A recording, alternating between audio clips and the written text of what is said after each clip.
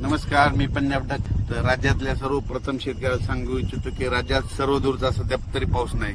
राज्यात विखुरलेल्या स्वरूपाचा पाऊस पडणार आहे म्हणून हा अंदाज लक्षात घेतला. म्हणजे सर्व दूर सध्या पडणार नाही. 28-29 देखील एवढा काही पाऊस नसणार आहे म्हणून हा अंदाज लक्षात घ्यायचा.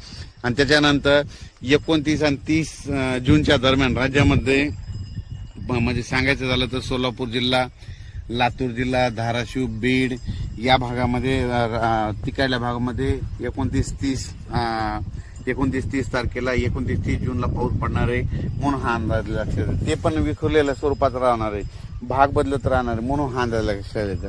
सर्वदूर काही पडणार नाही म्हणून हे लक्षात येतं. पण राज्यात मात्र सध्या तरी असा विखुरलेल्या स्वरूपाचाच पाऊस पडणार आहे.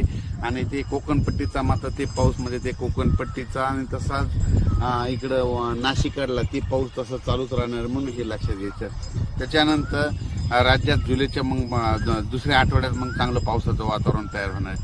पण सध्या तरी म्हणजे एवढं पावसाचं वातावरण नाही, भाग बदलतच पडणार आहे, विखुरलेल्या स्वरूपाचा पाऊस पडणार आहे म्हणून हा अंदाज लक्षात यायचा.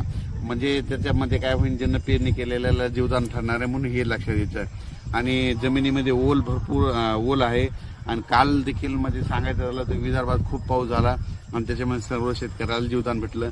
तसाच आता ह्या 2-4 दिवस म्हणजे 29-30 तारखेला देखील असाच विखुरलेल्या स्वरूपाचा पाऊस पडणार आहे म्हणून हे लक्षात येतं. 29 आणि 30 तारखेचा पाऊस तुम्हाला सांगतो इच्छितो. सोलापूर जिल्ह्यामध्ये पंढरपूरकडे देखील असणार आहे म्हणून हे त्यांनी देखील लक्षात येतं. लातूर जिल्ह्यात देखील पडणार आहे, धाराशिवकडे असणार आहे, नगर जिल्ह्यात काय राहणार, कडा आष्टी बीडकडं म्हणजे कडा आष्टी पाटोदा तिकडल्या भागात देखील पडणार आहे. त्या शेतकऱ्याचे मला बरेच फोन आले. आमचं सोयाबीन निघालं, कापसं निघालेत आणि पावसाची नितांत गरज आहे. तर त्यांना सांगू इच्छितो की तुम्हाला 29, 30 आणि 1 तारखेच्या दरम्यान तुमच्या कडा आष्टी बीडकडे देखील पाऊस पडणार म्हणून हे लक्षात यायचं. इकडं पुन्हा त्याच्यानंतर 29, 30 आणि 1 जूनचा पाऊस आटपाडी सांगलीकडे देखील असणार आहे.